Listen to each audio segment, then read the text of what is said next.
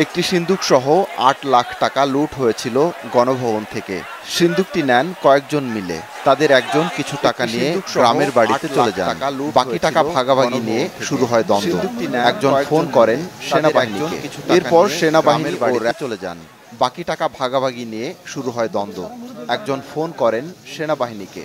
এরপর সেনাবাহিনী ও র্যাব ২ এর সদস্যরা গিয়ে মোহাম্মদ রিপন নামের একজনের কাছ থেকে উদ্ধার করেন সিন্দুকসহ এই ৮ লাখ টাকা। রাজধানীর মোহাম্মদপুরের রায়ের বাজার এলাকার বটতলা থেকে সোমবার রাতে তা উদ্ধার হয়েছে বলে জানিয়েছেন র্যাব ২ এর একজন কর্মকর্তা। ছাত্র জনতার আন্দোলনের মুখে শেখ হাসিনা ৫ আগস্ট পদত্যাগ করে দেশ ছাড়ার পর বিক্ষুব্ধ জনতা গণভবনে লুট করে। তখন এই সিন্দুকটিও লুট করা হয়।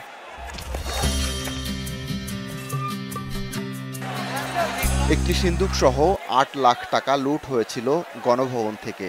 সিন্দুকটি নেন কয়েকজন মিলে। তাদের একজন কিছু টাকা নিয়ে গ্রামের বাড়িতে চলে যান। বাকি টাকা